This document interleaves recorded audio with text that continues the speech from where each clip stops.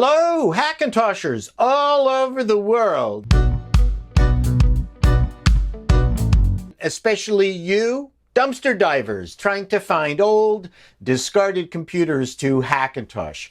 We all know that Linux is famously used for recycling old computers and bringing them back to useful life. But let's also give a nod to many Hackintoshers that do the same thing but using Mac OS. I get a lot of comments all the time after I do a Hackintosh installation kvetch video. Hey, just use Linux. Seriously, fuck off. I can Hackintosh if I want. Who needs to play a video game about a fake existence? Hackintoshing is a real-life video game with real-life consequences, especially for people like me that use it as a daily driver.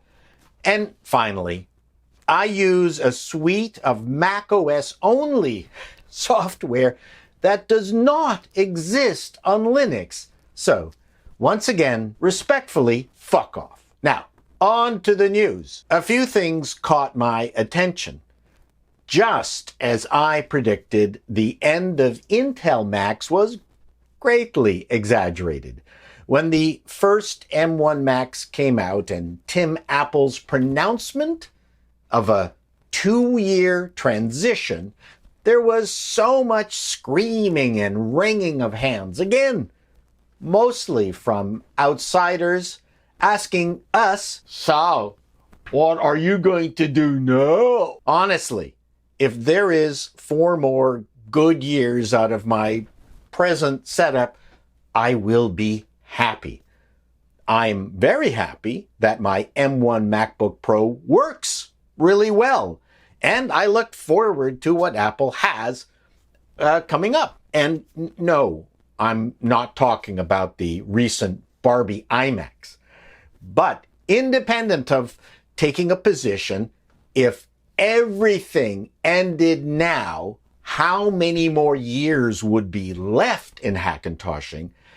That never took into account a bunch of things. One, there's a lot of smart people out there working on continuing the platform. 2, Apple spent way too much money on the Mac Pro development to just abandon it. Yes, they did that to the Trashintosh from 2013, but that was a spectacular, unupgradable failure that took place just at the time when Apple was truly questioning the existence of the Mac itself. It was supposed to be an iPad post-computer era after all.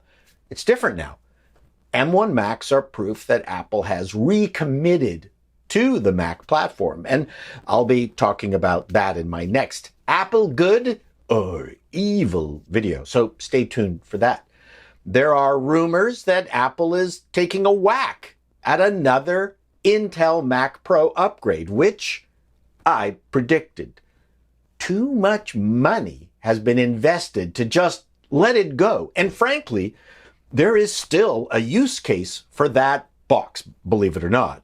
It's not so much the processors or its speed, it's the massive amount of memory that thing can hold.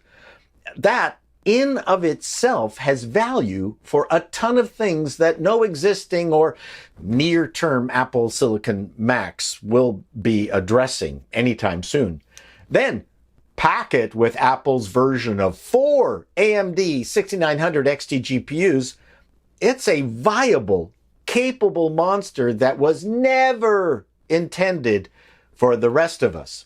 So, the upshot of all this Mac Pro love is that the Mac Pro SM BIOS will be viable for some time. The challenge will be getting 11th gen and 12th gen Intel CPUs to work along with their different chipsets and some Hackintosh configuration. I don't know if that's possible. Hey, hope springs eternal. Now, let's get on to some potential ARM Hackintoshing news, because we all know That is the next frontier. Can a plain old vanilla ARM64 chip support, Big Sur? In what looks like an interim step to that goal, BlackBerry's cybersecurity team has provided details as to how to emulate an ARM macOS kernel on Intel chips. Well, they are doing this for what they call Apple Silicon security research. First off, you might ask, who? What? BlackBerry? You mean the dead phone company? Well, first of all, they're not dead, and they still make phones based on the Android OS, very secure phones. But their big moneymaker is their QNX OS, which is embedded in the entertainment units of more than 175 cars. So, I would guess it's an Apple CarPlay thing? I don't know.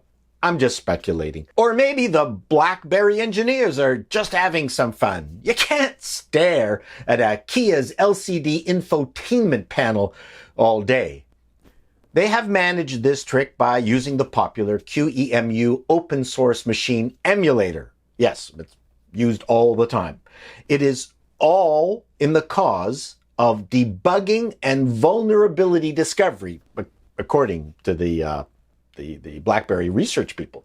The next version of Linux kernel is slated to offer preliminary Apple Silicon support, so maybe all future Apple Silicon Hackintoshes will be running on some VM at the very worst.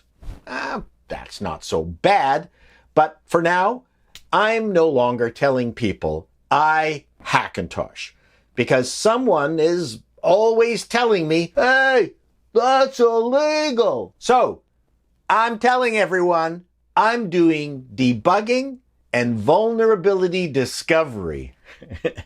Hey, maybe I should change the name of this channel to macOS Debugging and Vulnerability Beat. To all you fellow macOS debuggers and vulnerability discoverers, be seeing you.